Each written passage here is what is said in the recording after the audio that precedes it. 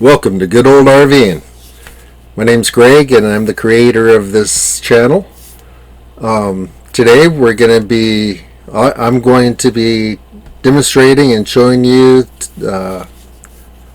good techniques on storing your food products in your RV. Today is going to be the cold storage, the refrigerator and freezer. And so with that said, let's get started. First off, we got to make sure your refrigerator and freezer are capable of holding the temperatures that need to be held.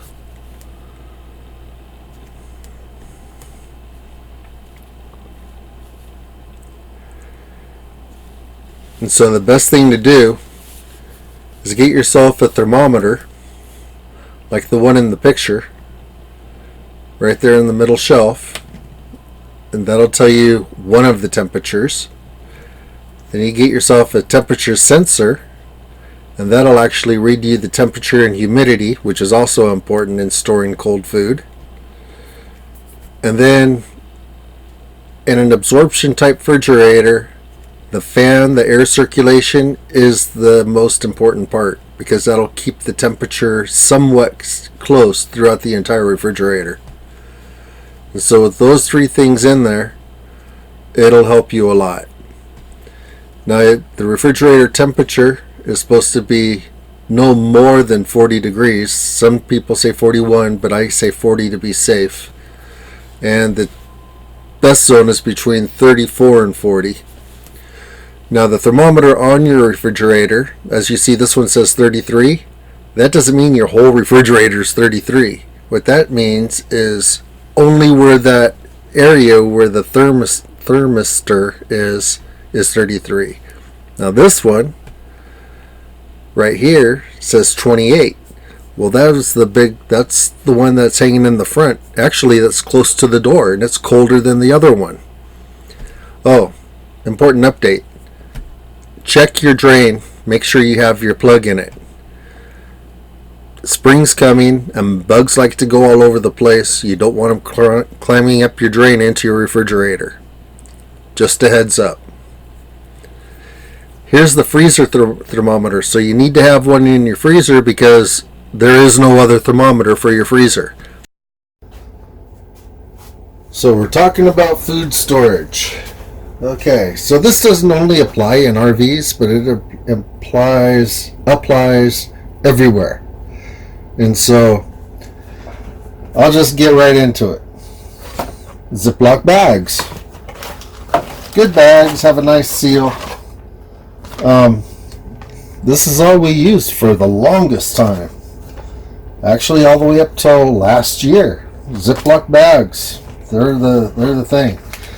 But you know, I started reading on the box, and nowhere on the box does it say it'll help the food stay fresh longer. Nowhere. It doesn't say anything about being airtight or nothing like that. It does give you safety warnings for children and you know, recycling and stuff like that, but nowhere on it does it say anything about keeping food fresh longer. Yeah, these aren't the ideal bags for freezers. They don't protect from freezer burn. They let frost get directly onto your food. They're great for sandwich bags or just, you know, something quick to throw your food in so it's protected from the elements for that day. But for any kind of long period storage, I would not recommend them. And so yeah, I mean, I like these bags. They're great, especially like if you're just giving yourself lunch to bring to work or something. Good bags, and they're not half as expensive as this other stuff. Tupperware for leftovers. Oh yeah, we always use Rubbermaid. And then we just started using these new lids that help burp the thing instead of pushing down and lifting up a corner and then sealing it to try to burp the air out. Now they have these handy little things where you just push down the sides and do that, and it burps the air out that way. But even though, you're still not getting all the air out. But again, great for leftovers. Yeah, we still keep these. We still use them. And same with the Ziplocs. We still use those, at least until we run out. But here's what we've learned. Actually, about the end of last year, right before Christmas, actually, I don't know where my wife got this crazy idea. She goes, let's get a food saver. I'm like, a food saver? And so I had to look into it, do all the research, because she watches a commercial and thinks it's the bomb, but I always am the one that's reading all the fine print, or at least trying to, and doing all the research. And the main thing that I found out was right on the box.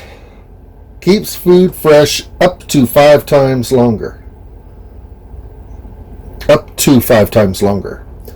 If it helps to keep food fresh longer, period. 5 times, 2 times, a half time, whatever. That tells me that it's better than the system we were using. And in an RV, especially, that's really a big help, because our temperatures in RVs are not the same like in a house. And our humidities are higher, and it's just something that every little bit helps. And so I was like, okay, let's do that. And so if you could see it, parked right back here in the corner, right here, that's our food saver. And it's a medium grade. It has the roll inside, so you can cut your own length of bags for whatever you're doing. And it has the attachment and stuff. But that's the machine for these. And food saver bags are not cheap. And so we also looked, and I was actually at Fry's, and I saw these Hamilton Beach bags. And I'm like, oh, those are cool. And so I got some Hamilton Beach bags. They're almost identical to the food saver. They have the same kind of texture and stuff to it. I don't know. You probably can't feel it. You might be able to see it. But it has like that rough texture on one side and smooth on the other. And these bags are the same way. See, if it wasn't for the label, you probably couldn't tell which bag was which. And so here's the food saver bag. You can see the texture on it. And then the smooth side. Then the Hamilton Beach bag. Texture on one side. And then the smooth side. They're almost identical with a different name. And actually, if you look at them, Hamilton Beach bag is actually a little bit longer than the food saver bag. So, I don't know. These are gallon bags, and I'm not sure what size these are. They're extra bonus. These are also 1 gallon bags. So Hamilton Beach gives you a larger 1 gallon bag. So if you have one, if you have a food saver, just a thought there. The price for this box of bags, honestly, I can't remember. I got them on sale. They were on sale at Fry's.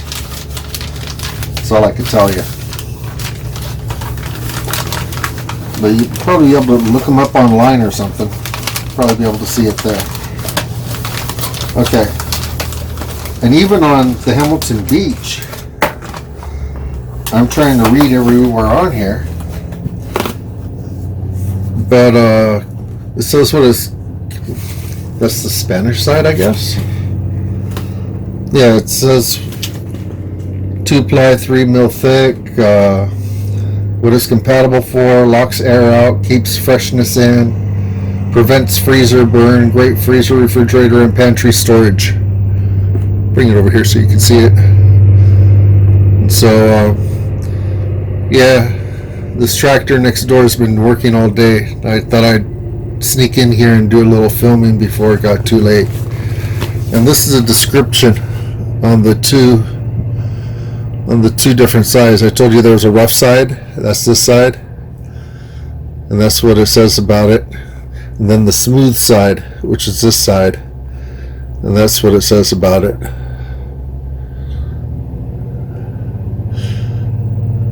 Yeah, and maybe I should show you on the other side so it's in English. There's that, and there's that, and then there's this, the smooth side. So now you got to read it in English and Spanish, so we're good.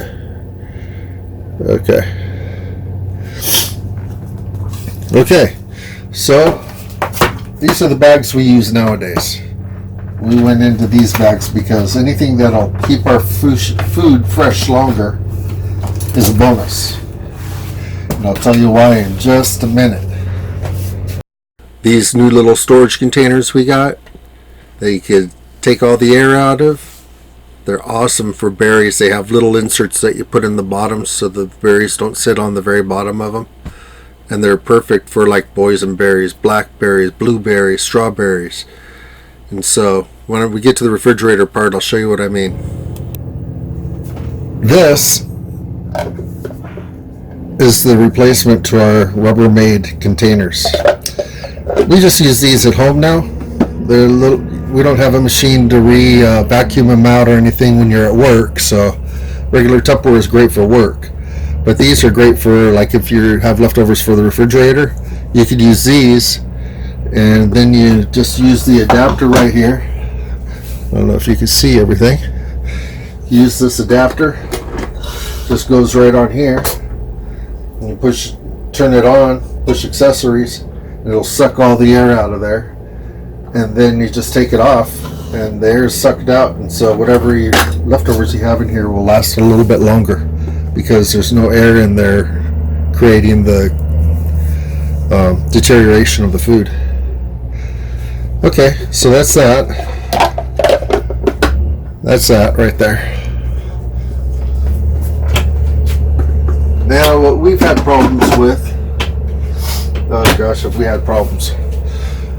Okay, since this version is going to be on our cold food, I'm going to bring you to the freezer and explain a few things. Okay, so first off, at the freezer, two things you got to remember. Freezers on commercial or in a sticks and bricks home, they normally get below 0 degrees.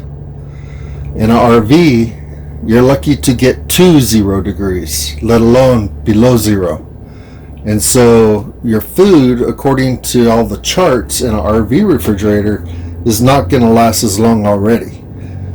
And so with that said, I see my hand. With that said, I'm going to open this up and show you how we pack our food to try to help it last longer. And so, just take this out of here real quick. Okay, I use the airtight seals. You see how tight it seals the bag and everything? And I date them. And so I know exactly when I put it in. And so it's hard as a rock. But it's still not below 0. And if you could see the temperature inside there,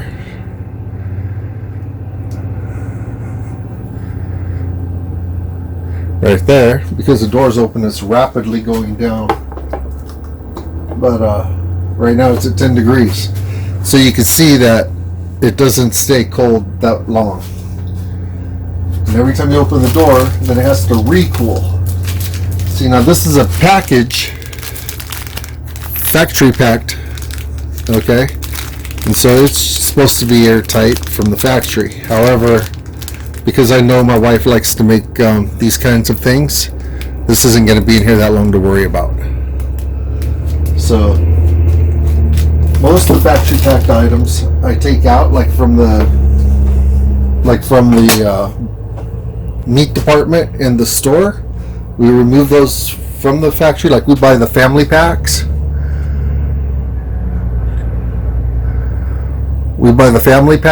And with the family packs, you know, there's only 2 of us, and so with the family packs you get, I don't know, 16 pieces of chicken or something like that. I don't remember. Well, we just break it up into what we're going to eat that day. And so maybe 2 or 3 or 4 pieces per bag. And that way, let's say we want to just make soup or we want to just eat a couple pieces of chicken. We just take out 1 bag and there's our meal. And with these bags, you could already pre-season them as well if you want to go through that ahead of time. And so you could do, there's a lot of different things you could do because you're bagging your own food. And you could like pre-season it, and so don't have to worry about marinating. It's already done. And so just things like that, just a thought. And so according to the charts, like I was saying, freezer food is all recommended below 0 degrees. And so you see that the temperature is 10 degrees.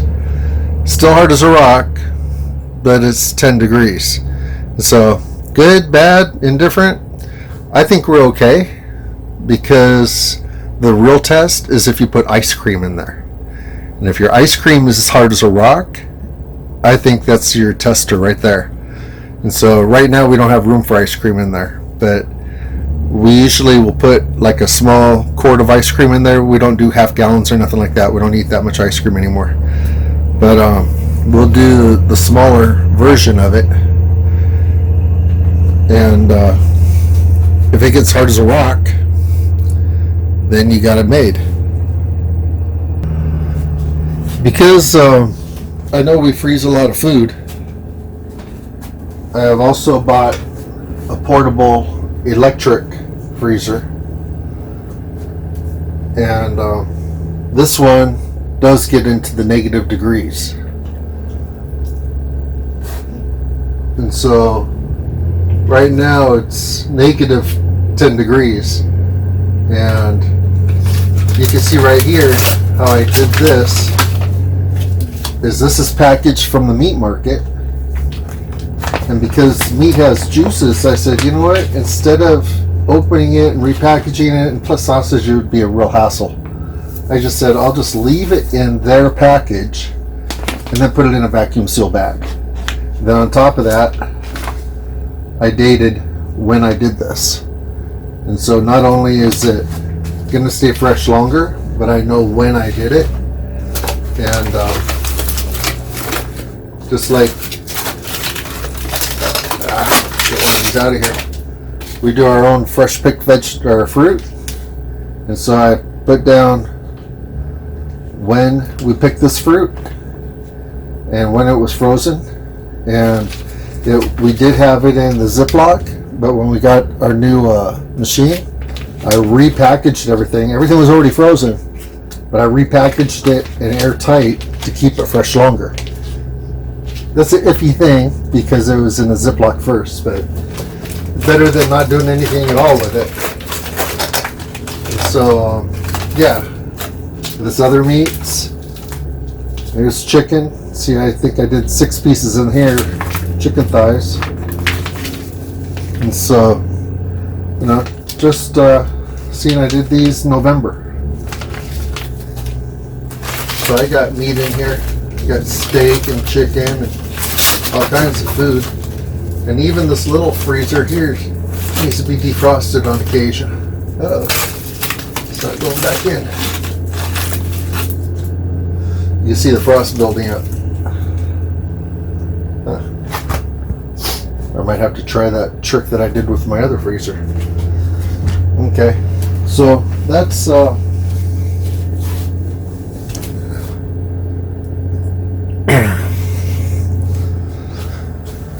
that's what we got there. That's our freezer storage. If you enjoyed this part of the video, we're going to have a part 2 for the refrigerator, and I'll let you know how things go from there. So thank you for tuning in, and hope to see you on the next one. Don't forget to like and subscribe. Bye now.